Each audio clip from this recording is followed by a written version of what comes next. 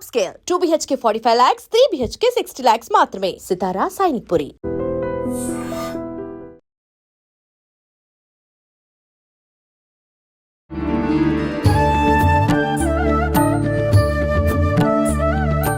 నమస్కారం, welcome to I dream. ధర్మ మార్గం విత్ విజిత కార్యక్రమానికి స్వాగతం. ప్రస్తుతం మనతో పాటు ఉన్నారు శ్రీ శ్రీ శ్రీ ఆనంద శివకామేశ్వరి సన్నిధానం వ్యవస్థాపకురాలు శివకామేశ్వరి ఆనందమయ్య అమ్మగారు. ఇప్పుడు వారితో మాట్లాడి మరిన్ని విషయాలు తెలుసుకుందాం. అమ్మ నమస్తే. శ్రీమాత్రే నమః. అమ్మ, మనం ఇంతకు ముందర ఎపిసోడ్లో మాట్లాడుకోవడం జరిగింది అసలు కార్తీక మాసంలో మనం ఎటువంటి విధానాలు ఆచరించాలి అని చెప్పి మనం కొంతవరకు మాట్లాడుకున్నాము. ఇంకా ఎటువంటి విశేషాలు మనం పాటిస్తే బాగుంటుంది, దాంతోపాటు మీరు అష్టకం గురించి కూడా, అరుణాచల అష్టకం గురించి కూడా చెప్తానన్నారు. మనకు అందులో సమయం సరిపోలేదు, మరి దీంట్లో దాని గురించి వివరించండి. తప్పకుండా తెలియజేస్తాను. యాదేవి సర్వభూతేషు శక్తి రూపేణ సంస్థిత. నమస్తస్యై నమస్తస్యై నమస్తస్యై నమో నమః. కార్తీక మాసము చాలా విశేషమైన మాసం అమ్మ. ముఖ్యంగా ముందు చేయకూడదు చెప్పుకుందాం. ఈ మాసంలో శివకేశవ భేదం చూపించరాదు. శివకేశవుల్ని ఇద్దరినీ అర్చించుకోవాలి. ఎందుకంటే శివాయ విష్ణురూపాయ విష్ణురూపాయ శివహే శివశ్చ హృదయం విష్ణు విష్ణుశ్చ హృదయం శివ. మా చిన్నప్పుడు గుడికి తీసుకెళ్తే ఇది చెప్పించేవారమ్మా.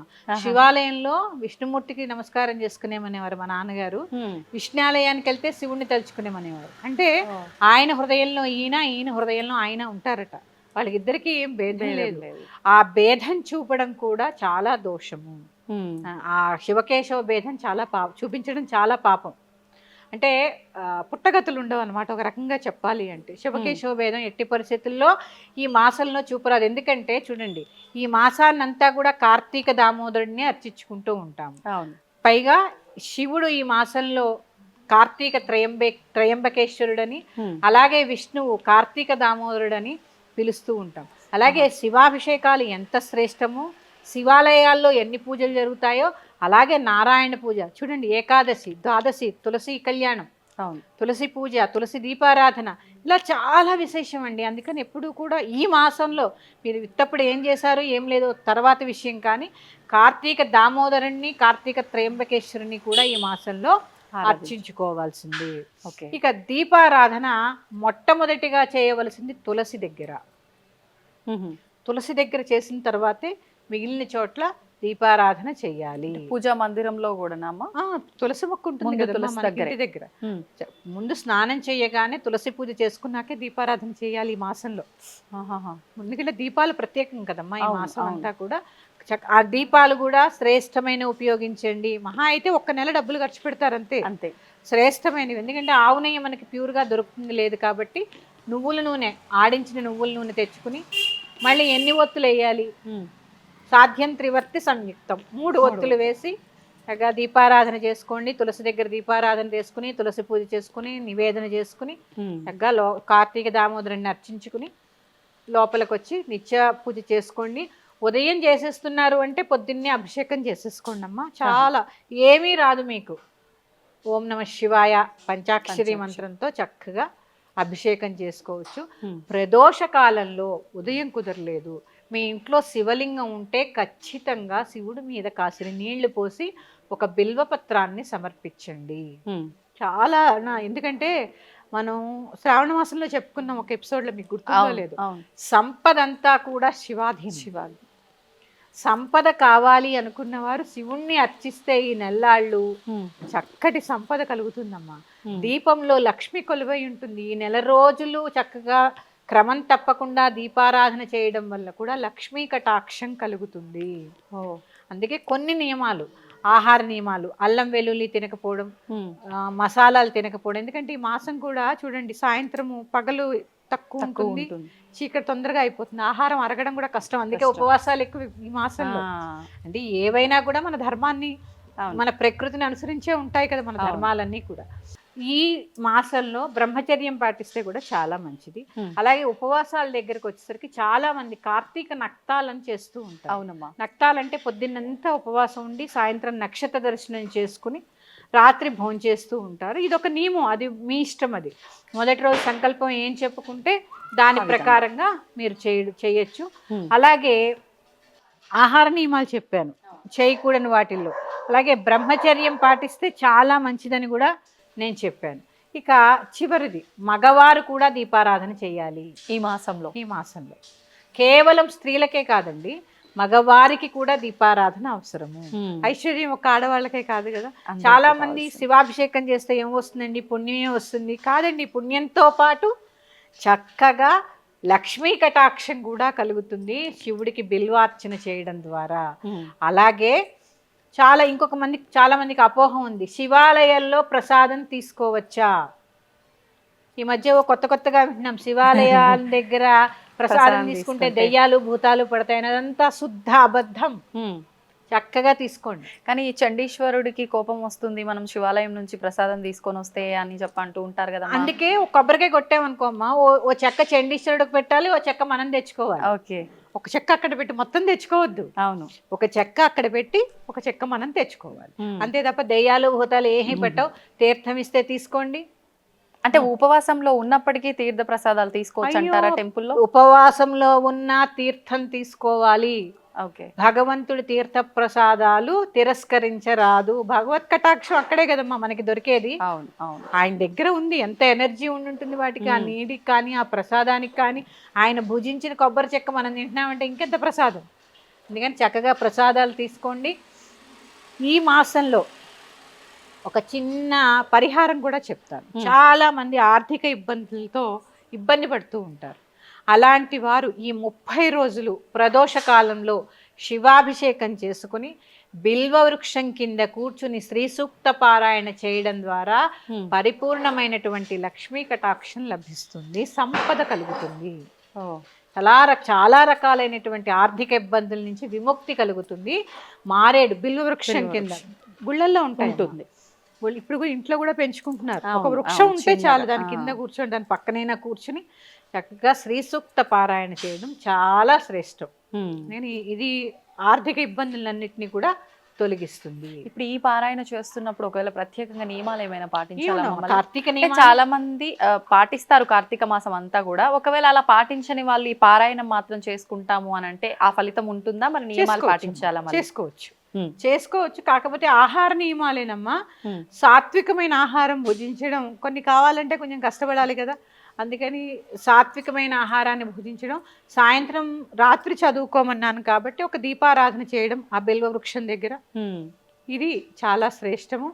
మీ అందరికీ కూడా చాలా సులువుగా చదువుకునేటటువంటి అరుణాచల అష్టకాన్ని నేను చదివి వినిపిస్తాను. చక్కగా చదువుకోండి. మీకు అందరికీ గూగుల్లో కూడా దొరుకుతుంది. దర్శనాదభ్ర సదసి జననాత్ కమలాలయే కాశ్యాంతు మరణాన్ముక్తి స్మరణాదరుణాచలే కరుణాపూరితాపాంగం శరణాగతవసలం తరుణేందుజటామౌళిం స్మరణాదరుణాచలం సమస్తజగదాధారం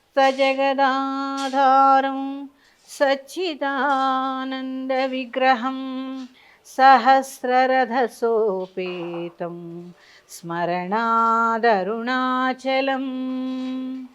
కాంచన ప్రతిమాభాసం వాంఛితార్థఫలప్రదం మాం చ రక్షసురాధ్యక్షం స్మరణాదరుణాచలం బద్ధచంద్రజటాజూటం అర్ధనారీకళేబరం వర్ధమానదయాంబోధిం స్మరణాదరుణాచలం కాంచన ప్రతిమాభాసం సూర్యకోటిసమప్రభం బద్ధవ్యాఘ్రపురీ ధ్యానం స్మరణాదరుణాచలం శిక్షయాఖిలదేవారి భక్షితక్ష్మేలకంధరం రక్షయాఖిల భక్తానాం స్మరణాదరుణాచలం అష్టభూతి సమాయుక్తం ఇష్టకామఫలప్రదం శిష్టభక్తి సమాయుక్తాన్ స్మరణాదరుణాచలం వినాయక సురాధ్యక్షం విష్ణు బ్రహ్మేంద్ర సేవితం విమలారుణపాదాబ్జం స్మరణాదరుణాచలం మందారమల్లికా జాతి కుందచంపక పంకజైః ఇంద్రాదిపూజితాన్ దేవీం స్మరణాదరుణాచలం సంపత్కరం పార్వతీశం సూర్యచంద్రాగ్నిలోచనం మందస్మితముఖాంబోజం స్మరణాదరుణాచలం అరుణాచల శివ అరుణాచల శివ అరుణాచల శివ అరుణాచల అరుణాచల శివ అరుణాచల శివ అరుణాచల శివ అరుణాచల అరుణాచల శివ అరుణాచల శివ అరుణాచల శివ అరుణాచల అరుణాచల శివ అరుణాచల శివ అరుణాచల శివ అరుణాచల నమః పార్వతీపతే హర హర మహాదేవ్.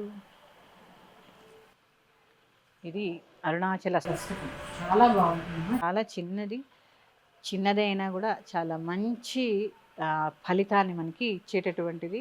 అసలు ఈ మాసంలోనే అరుణాచల అనేది స్ఫురణకి రావడమే పూర్వజన్మ సుకృతం.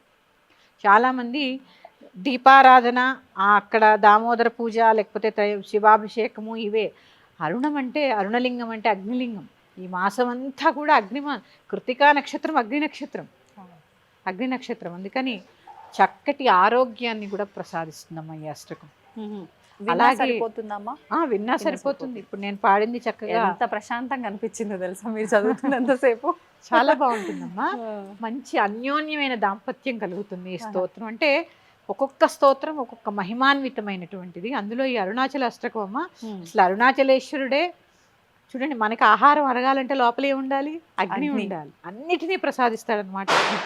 మనకి ఆహారం కావాలంటే సూర్యుడి ద్వారా అగ్ని రావాలి. అందుకని ఈ అరుణాచల అష్టకం ద్వారా సకల శుభాలు కలుగుతాయి.